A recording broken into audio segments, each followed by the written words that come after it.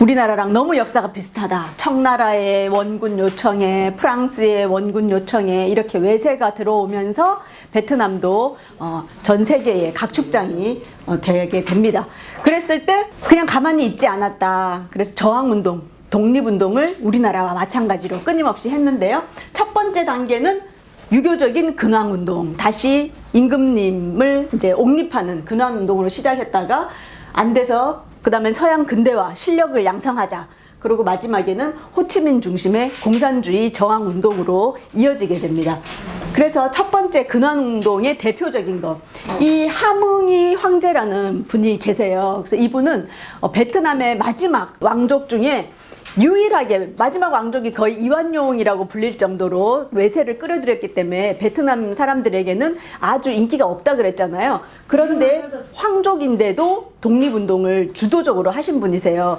그래서 이분이 의병을 일으키게 됩니다. 그래서 의병을 일으키고 저항운동을 하다가 체포가 돼요. 프랑스로 강제로 이제 유배가 되는 거죠. 그 프랑스로 가서 프랑스 여자와 강제 결혼을 하고 거기서 70세가 될 때까지, 그러니까 거기서 돌아가시게 되는 그런 분이세요. 그런데 이분의 의미는 망명정부도 세워요.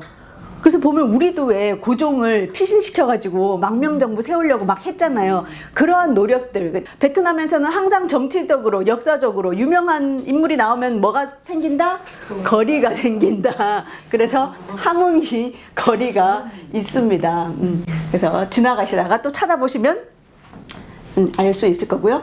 그 다음에 이 근황운동이 실패로 돌아가고 어떻게 되냐? 이제 무장투쟁을 하게 되는 거예요. 우리나라랑 아주 비슷하죠. 그래서 무장투쟁을 하는데 이 판딘풍이라는 분이 계시는데 이분은 황국 시절에 고위 관료 출신이었어요. 고위 관료 출신이었는데 저항운동을 이제 하게 됩니다. 그러면서 뭐냐면 이 무기를 또 신식 무기를 입수를 하고 자체적으로 제작할 수 있을 때까지 그런 실력들을 무기를 보강을 하신 그런 분이세요. 판딘풍. 그래서 이분은 나중에 이질에 걸려가지고 돌아가세요. 이분이 돌아가시고 나서 프랑스에서 그 기사가 뭐라고 났냐? 저항운동의 영혼이 사망했다 라고 말할 정도로 어느 정도의 존경을 받는지 알겠죠. 그러니까 관료 출신이기 때문에 공부, 유학 공부도 하셨다가 이렇게 무장투쟁도 하시고 거기다가 무기까지, 신무기까지 제조를 하는 그런 어떻게 보면 삼박자를 다 갖추신 분이라고 할 수 있는 거죠. 그리고 또 한 분의 무장 독립 투쟁을 하셨던 분으로 대표적인 게 호황호아탐. 이분은 특히 산악 지역의 게릴라 전을 주도하신 분이세요. 그래서 이분은 더 오랫동안 하셨는데 호아탐의 그 게릴라를 쫓기 위해서 얼마의 돈을 썼냐? 3조 6천억의 그 토벌 비용을 썼다는 거예요. 전체 기간 동안에. 그래서 어떤 비아냥이 있냐 그러면 프랑스가 베트남, 그 다음에 라오스, 뭐 캄보디아 여기를 침략을 해가지고 얻는 경제적 이익을 다 이 사람 쫓는데 썼다라는 비아냥이 있을 정도로 정말 심출기몰한 그런 활동을 하셨던 분이에요. 그리고 이분은 대표적으로 뭐냐면 우리나라의 도산 안창호, 베트남의 도산 안창호라고 보면 돼요. 이 벌써 옷에서 풍기는 느낌이 아시겠죠? 이 무력만 항쟁만 가지고는 안 되는구나. 그래서 우리의 선진 기술을 받아들이고 해서 우리가 깨쳐야 되겠다라고 생각을 하게 됩니다. 그 사람이 누구다? 판쩌우찐. 판쩌우찐이 되겠습니다. 그래서 이분은 통킹 의숙을 또 설립해요. 무슨 학교 만드셨죠? 안창호 선생님? 대성학교 세우시고 막 이렇게 하셨잖아요. 수학, 과학, 지리. 그러니까 그전에는 유교라든지 이런 것만 주로 배웠었는데 아니다. 이제 서양의 과학 문물을 우리가 배워야 된다라고 해서 이러한 과목들을 아주 강조하신 분이세요. 그리고 여기서는 어떻게 나오냐면 이제 실질적인 우리 국민들에게 이러한 서양의 학문도 배우고 하려면 우리가 알파벳을 도입을 해야 된다. 그래가지고 꼭 응우를 본격적으로 받아들이고 활용을 하게 됩니다. 나중에 이제 프랑스로 유배를 가시게 돼요. 마지막에 돌아가시기 전에 이 베트남으로 돌아와가지고 1년인가 계시다가 돌아가시게 됩니다. 근데 이분의 장례식에 6만 명의 젊은이들이 모여요. 그래가지고 이 장례식이 무엇으로 연결이 되겠어요? 바로 그렇지, 독립항쟁의 시위로 연결이 되는 그러한 큰 인물이었습니다. 이 베트남에서. 판보이 쪼우라는 분이 계십니다. 이분은 동류운동이라는 걸 해요. 뭐냐면 러일 전쟁이 일어나잖아요. 동남아시아나 아시아 각국들은 무슨 생각을 하게 되냐면 서양 세력을 동양인이 물리칠 수 있구나 하는 새로운 그 인식의 전환을 하게 되는 사건이에요. 그래가지고 우리도 힘을 키우면, 일본처럼 힘을 키우면 우리도 서양 세력들, 프랑스라든지 영국이라든지 막 동남아가 항상 영국, 프랑스의 식민지였잖아요. 그거를 몰아낼 수 있겠다라는 그 교훈을 주는 게 그 러일 전쟁이 돼요. 그러면서 이때부터 우리가 일본을 배우자라고 해가지고, 일본이 동쪽에 있잖아요. 이 동남아시아의 동쪽에 있으니까 동쪽으로 유학을 가야 된다 해서 그걸 동류운동이라고 합니다.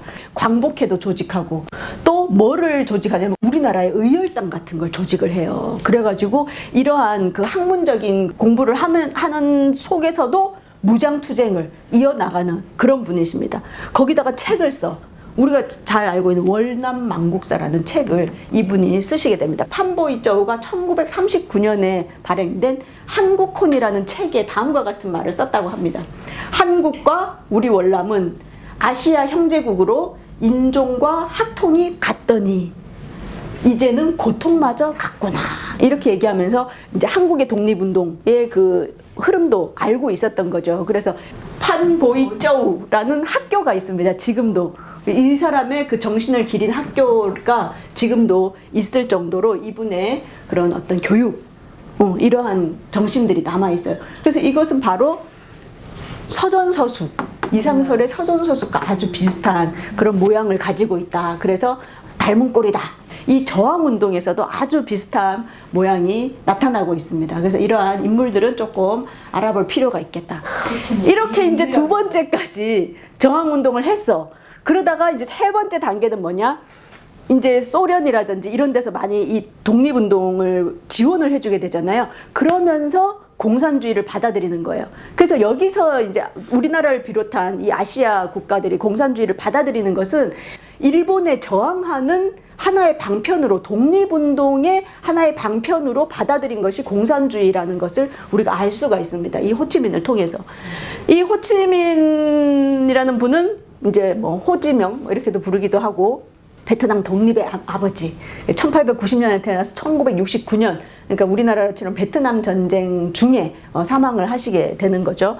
그래서 이 호치민이 한 이야기가 이불변 응만변, 내 안에 변치 않는 한 가지 신념, 불변하는 그 하나를 가지고 응만변, 세상의 만 가지 변화에 대처한다.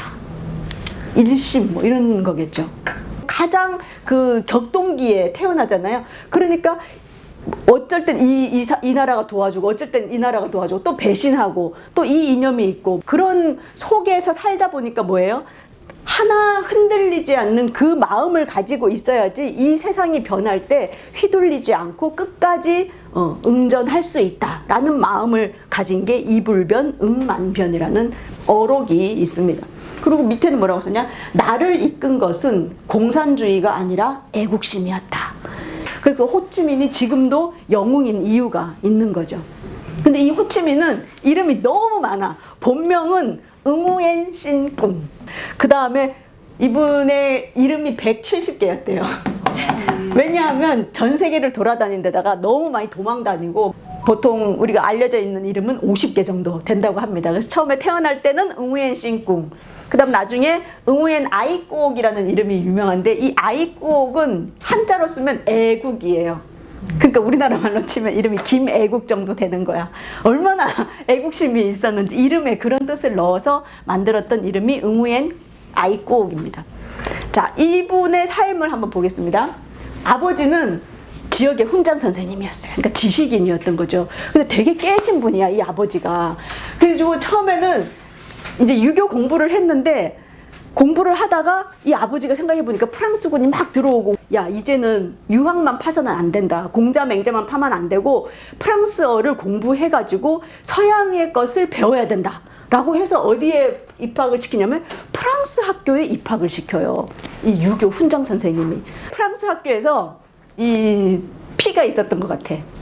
그래가지고 프랑스는 잘못하고 있습니다. 왜 우리나라를 침범합니까? 이렇게 한 거야. 그래가지고 학교에서 퇴학을 당해요. 퇴학을 당해가지고 어떻게 하냐? 그러면 아버지가 야 그럼 너 프랑스어를 배워야 된다. 그래서 프랑스 배에 태워. 빠이빠이 아들을 보내. 그래서 프랑스 배에 타가지고 뭐예요? 뭐 학교 학벌도 없지 뭐 없지. 그러니까 거기서 보조 요리사를 해. 그래서 그때 나이가 21살이에요. 이래가지고 전 세계 4개 대륙 뭐 몇 개, 뭐 25개의 나라를 다 돌아다녀요. 그래서 미국 호텔 제빵사를 하고, 영국에서 노동자, 미국에 다시 영업사원, 프랑스 정원사, 청소부 웨이터, 댄서, 사진사까지. 댄서까지 돈 벌려고 다양한 활동을 합니다. 그래서 코스모폴리탄이다 이런 얘기를 해요. 프랑스에 정착을 하면서 뭐가 된다? 사회당에 들어가게 됩니다. 이때는 프랑스가 그런 또 조류가 많았으니까요. 그런 다음에 프랑스 공산당으로 가입을 하고 여기서 이제 항불 운동을 하면서 아까 판쩌우찐 있죠? 이상설. 그분을 만나가지고 같이 대화를 나눠요. 나중에 파리 강화회의에 누구를 만나? 김규식과 조소왕을 만나서 서로 교류를 하는 내용들은 우리가 독립운동사 공부하다 보면 이분들이 호치민을 만났다라는 내용이 나오듯이 요렇게 만나게 됩니다. 그런 다음에 이 소련에서 독립운동들을 지원하는 걸 보면서 모스크바로 가요. 그래서 거기서 공산주의를 학습하게 되면서 중국 안에서 이제 인도차이나 공산당이라고 설립을 하고 그렇게 하면서 이제 베트남에 정신적인 지원을 이제 하게 되는 거죠. 그렇게 하다 보니까 프랑스에서는 이 호치민의 존재를 알게 돼요. 그래가지고 미리 사형 선고를 내려. 미리 사형 선고 받은 사람 이상설, 그쵸? 헤이그 특사 3명한테 미리 사형 선고 내려버리잖아. 그래서 우리나라로 못 돌아오시고 그 연해주에서 돌아가시잖아요. 그것처럼 이 프랑스도 똑같아. 미리 사형 선고를 내리고 이렇게 그렇기 때문에 여기서 계속 도망 다니는 생활을 하다 보니 이름이 몇 개다? 170개의 이름으로 불린다. 그리고 이것은 프랑스 공산당에서 연설하는 장면이에요. 보통 사람은 아닌 거죠. 자, 그렇게 됐는데 이때 이제 베트남으로 들어갈 기회가 생깁니다. 뭐냐면 2차 세계대전이 1939년에 일어나잖아요. 일어났는데 프랑스가 1940년에 이제 망해. 그래가지고 이제 이 베트남에 있을 여력이 없는 거야. 망해가지고 본국으로 막 가야 돼. 그러니까 이제 이때 느슨해지는 틈에 이 틈을 타고 누가 들어와? 일본이 들어오는 거예요. 그 1939년에 들어와가지고 41년까지 일본이 들어와가지고 베트남을 잠시 이제 딱 지배를 하게 됩니다. 이럴 때 민족 독립 단체인 베트남 독립동맹이라는 거를 이 호치민이 결성해요. 그래서 우리가 보통 말하는 월맹. 근데 이런 건 조금 이렇게 낮춰서 하는 말이고 그냥 비엔민, 베트민이라고 이야기하시면 됩니다. 어쨌든 베트남 독립동맹을 결성을 하게 되는데 이 결성을 하고 나서 이게 어떻게 보면 임시정부잖아요. 이 임시정부를 누구에게 승인을 받느냐? 미국, 그때 아이젠하워였던 것 같아요. 호치민이 공산주의인데 미국이 그걸 승인해줬을까? 하지만 승인해줬어. 왜냐? 이때는 전쟁 중이었기 때문에 일본에 반대하는 팀은 다 미국이 오케이였어요. 그래가지고 일본 침략에 저항을 하고 있었기 때문에 오케이, 미국도 오케이. 심지어 중국의 국민당 정권의 장제스도 찾아가가지고 설득합니다. 그래가지고 장제스의 설득에도 오케이 해서 임시정부가 인정을 받아요. 중국 본토의 그 충칭까지 들어가가지고 직접 일본군을 공격을 해요. 그런 다음에 결국 1945년 8월 15일에 일본이 항복선언을 했잖아요. 그러자마자 딱 다음 날 8월 16일 날 하노이를 장악해요. 호치민이. 9월 2일 이날이 뭐냐 하면 그 미주리호 거기서 이제 항복 사인하는 그날이었어요. 그날 베트남 민주공화국을 수립을 선포하고 독립선언서를 낭독하는 거예요. 그게 바로 이겁니다. 모든 인간은 평등하게 태어났다. 그들은 조물주로부터 누구에게도 양보할 수 없는 권리를 부여받았다. 생존, 자유, 행복의 추구 등이 바로 그 권리이다.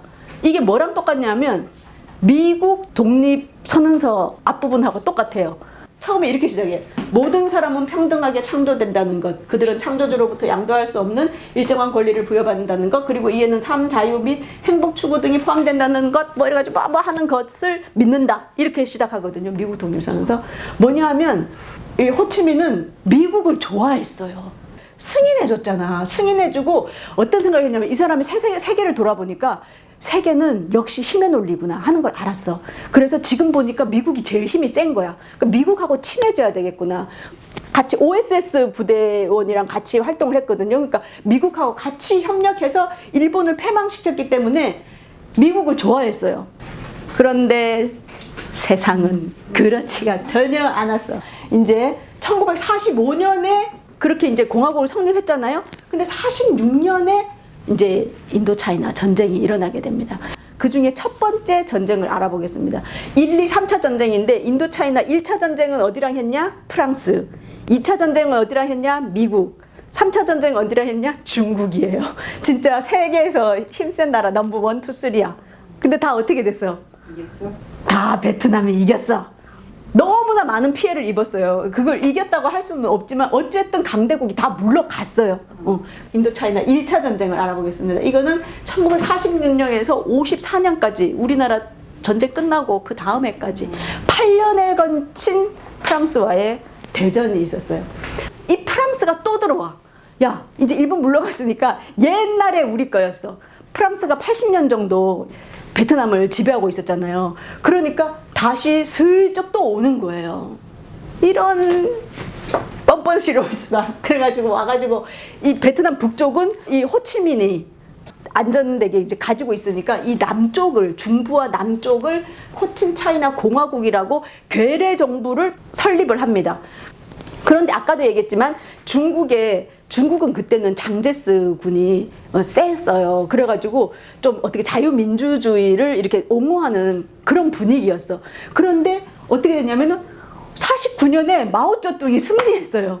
그래갖고 장제스가 대만으로 도망을 가버렸어. 그런 상황이 되니까 어떻게 해요? 그 큰 중국 대륙이 갑자기 공산화가 돼버린 거야. 미국이 이제 아까 프랑스가 도망가면서 야, 호찌민은 공산주의자야 이러니까 이제 그 미국이 위기를 느끼고 있었어요. 그때 이야기한 이론이 뭐냐? 도미노 이론이에요. 게임처럼 톡 하나만 공산화되면 줄줄이 옆에 있는 나라가 다 공산화될 것이다 하는 이 이론을 이야기를 하게 됩니다. 위기감을 느끼면서 프랑스가 다시 여기 들어오는 거를 이렇게 외면을 해요. 호치민이 계속 편지를 보냅니다. 그 아이젠하워 대통령한테. 그렇기 때문에 나를 도와달라. 이 프랑스 제국주의 식민지로 다시 가고 싶지 않다. 도움하는데 답장을 안 줘. 그러면서 이 프랑스가 베트남을 침범을 할 때 무기를 뒤에서 계속 지원해 준 게 미국이에요.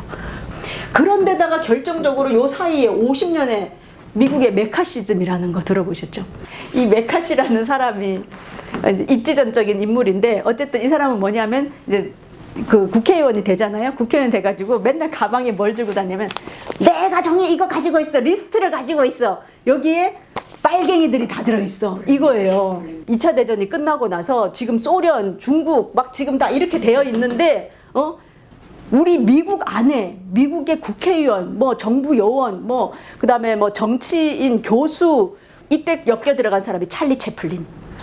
찰리 채플린. 그다음에 뭐죠? 그 핵무기 만든 사람. 핵무기 만든 사람도 이제 공산주의의 이념에 물들었어. 막 이래가지고 그 리스트가 100명이 넘는 리스트를 내가 가지고 있다. 이렇게 하면서 근데 한 번도 공개되지는 않았어. 그래가지고 그게 메카시즘이라 그래서 메카시 광풍이 불게 됩니다. 어쨌든 이러한 분위기였어. 분위기가. 그래가지고 프랑스가 이제 막 갑자기 막 미국의 원조도 받았지 이랬지 이래가지고 이제 확 전쟁을 하게 되는 거예요. 전쟁을 하는데 결정적으로 어떤 일이 있었냐면 프랑스의 장군이 와서 딱 보니까 베트남 사람들이 보통이 아닌 거야. 이 밀림에서 막 어떻게 하니까. 그리고 베트남 사람들은 군복을 안 입어. 그러니까 뭐냐면 나라가 이제 막 이렇게 다시 이제 베트남 이제 독립이 돼가지고 뭐 딱히 군복도 없고 이래. 그냥 농부인데 어느 날 가보면 프랑스 그 위에 있던 관리가 죽어 있어. 시체가 막 둥둥 떠 있어. 누가 죽였어? 그럼 다들 모른대. 그 다음 연마을에 가면 또 누가 프랑스 그 관리가 또 죽어 있어. 이렇게 되니까 적이 없는데 다 적인 거예요.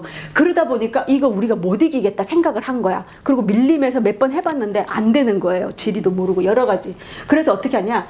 유인 작전을 펼쳐야 되겠다. 그래서 불나방 작전이라고 펼쳐요. 불을 이렇게 피우면 나방들이 들어오듯이 이렇게 우리만 할 수 있는 뭔가를 해야 되겠다. 그래서 밀림으로 가면 우리가 지니까 아예 산으로 가요.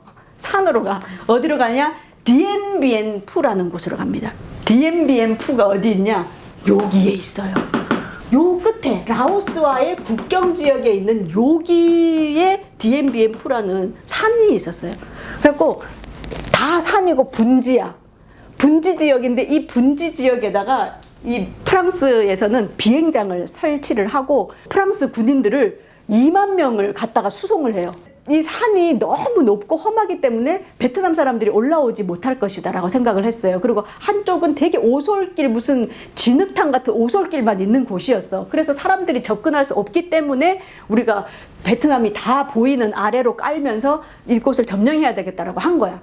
근데 이때 호치민 다음가는 전쟁 영웅이 누구냐면 보 응우엔 지압 장군의 지압 장군. 보 응우엔 지압 장군이 나타납니다. 이 장군이 어마어마한 계획을 세워요. 무슨 계획이냐면 그 산을 올라가. 근데 무기가 있어야 되잖아요. 무기를 가지고 가는데 대포를 가지고 가야 되잖아. 대포가 올라갈 수 있는 길이 아니야. 다 산길이고 진흙이고. 그래서 대포를 분해해. 자전거에 싣고 나뭇잎으로 위장을 해요.